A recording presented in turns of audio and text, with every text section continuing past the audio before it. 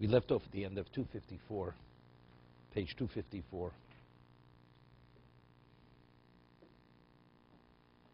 In the Mishna Berura. In Gimel, we're just in the middle of Gimel here. He said that a non-Jew brings you to Dalet Midim from outside of the city limits, out of the Tchum. Even if he brought it specifically for you, you're permitted to use it. Then he had said, the Mishna Berura discussed, and then the Ramos says you should see earlier what he had written. So over there it says, Hainu b'simishim zay mevi ha-mechaber gam dasa ose shvus de shvus mokum mitzvah. Olchein b'sim tov kuf peivov sif chava usosam lahokel b'zeh. The mechaber concludes to be lenient. V'lo hevi klal dasa oser. V'zeh muta af l'chatchil loma l'nochri b'yomtev lovi luv m'chutz l'tchum. One doesn't have a lulav, and you're not able to outside the tchum. You can tell him, non-Jew, go retrieve from me a lulav from out of the tchum. Now, mashkos b'tchilo nochri shehevi hainu b'zeh muter afil lehevi m'chutz l'tchum shel yud beis mil. Even if it brings it from outside of a 12 to 12 mile limit, l'kam b'poskim u'isa d'oraisa l'Yisrael. So over there we don't have the heter of shvus to shvus, right? Because that's in this d'oraisa. Im kein osel l'chatchilom la'akum l'hovi afil mokum mitzvah. But if he did bring it, you're permitted to use it. You're not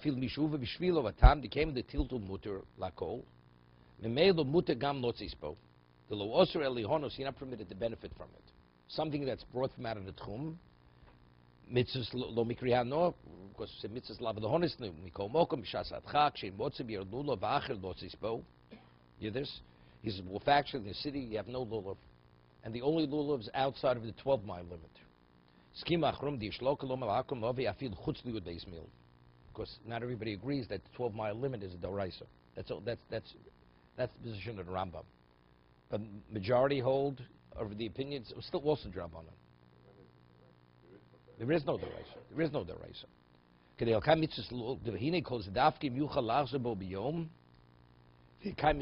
That's only if by having the lulav brought from outside the 12-mile limit, you can be able to be yotzi on the day itself.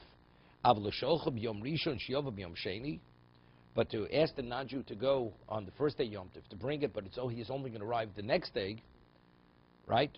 To ask him to go outside the 12-mile limit, definitely not.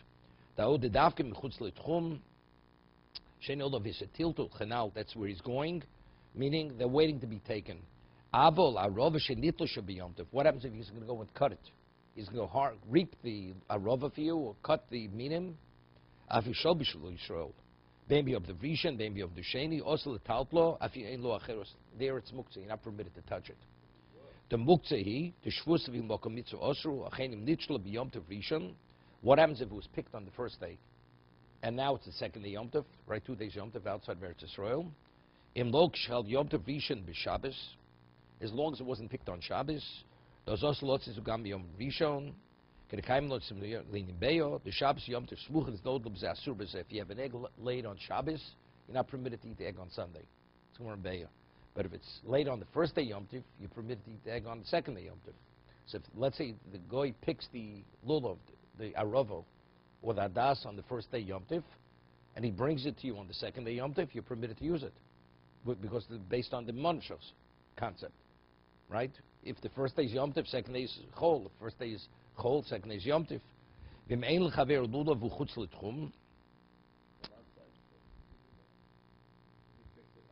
Not picked. Even if it's picked. No, wherever it's picked. Wherever it's picked. You could use it on the second day Yom Tov. Why not? No. There it's being using on the same day that he brings it. Here it's being about you using it on the second day.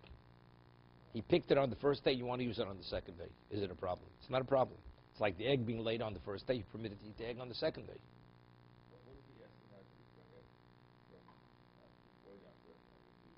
No, you didn't ask the Jew to bring it. He went and picked it himself.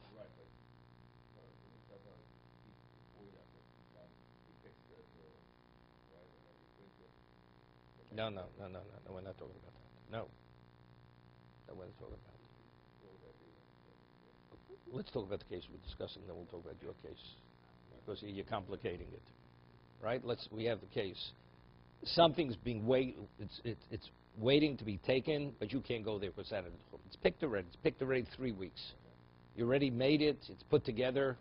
A Jew has it, and you send the guy, go retrieve an esrog and lulav for me from wherever it is, because you can't go yourself. First day Yom Tif, not a problem. Brings it to you, you could be Yotze. What about if you have to go outside the 12-mile limit? Then it wasn't so simple, because that's Nisa D'Oraisa.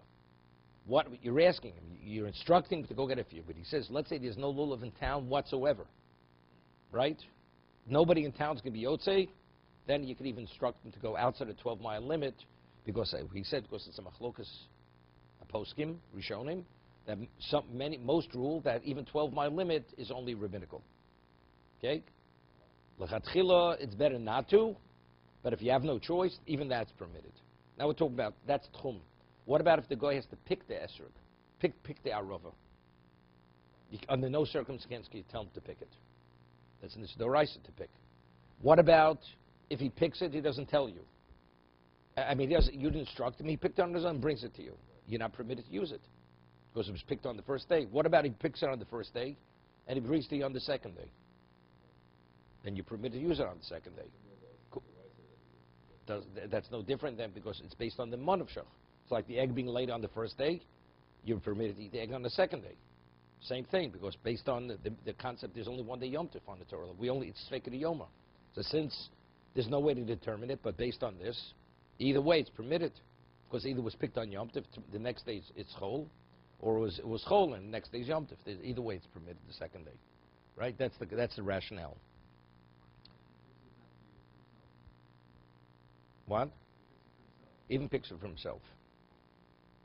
Still muktzah. It's muktzah. First day it's muktzah. Right? It's like the apple falling off the tree. If the apple falls naturally off the tree by itself, you're permitted to eat it. You're not permitted to eat the apple. From number, it's muktzah. There's a gezerah. You may pick another apple, whatever it may be.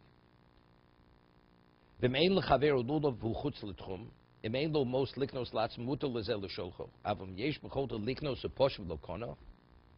Ein omer l'odom chatei b'shul shis gechavercha. Person does have a lulav and he's outside of the limit. You're the case. You have a Jew, two Jews. One's out of the tchum, one's in the tchum. The Jew out of the tchum doesn't have lulav, and he didn't have the means to purchase a lulav. So the Jew has the lulav. Does he tell a guy to bring it to the one who's out of the tchum? So it says if initially he wasn't able to afford the lulav, he had no way to have a lulav. So therefore what? So you do it. He says, but let's say he had the ability to buy it. He chose not to. He wanted to save money. He chose not to buy it for whatever reason.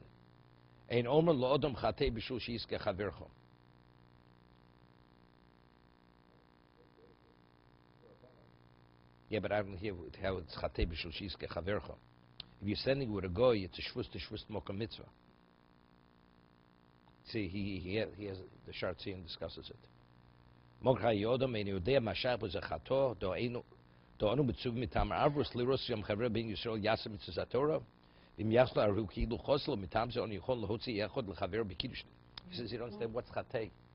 For me to send a lulav on somebody else's behalf, I have an obligation. Why, if you already blew the show for you Yotze yourself, why could you blow it for another person and be motzi another person? Because it's based on the principle, Kol Yisrael Ravens Elusa.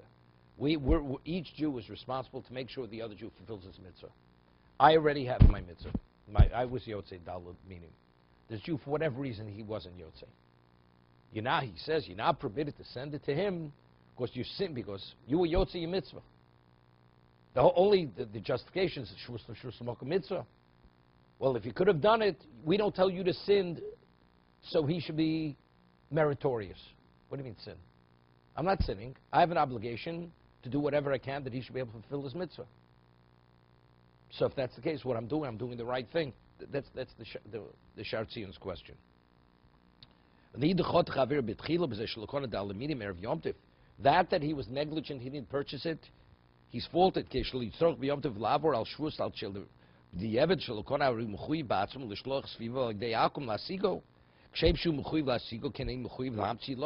As he is permitted to ask a non-Jew to bring the lulav on his behalf?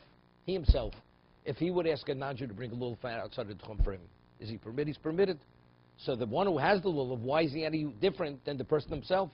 If I'm responsible to make sure he fulfills his obligation, he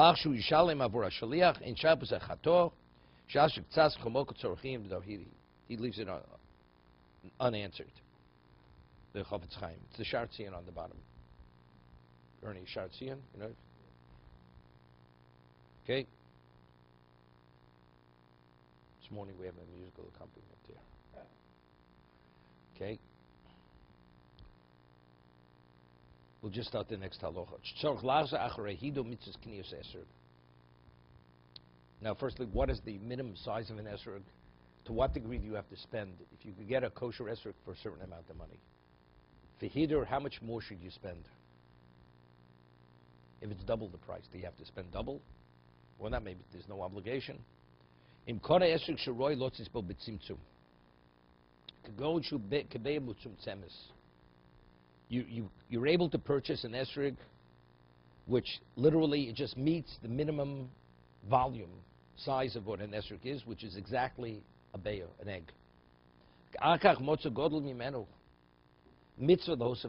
Then you found a larger one.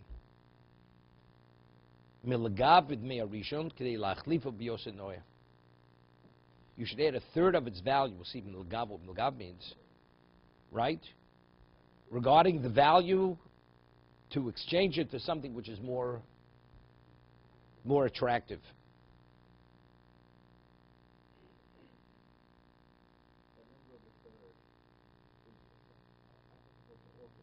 All later.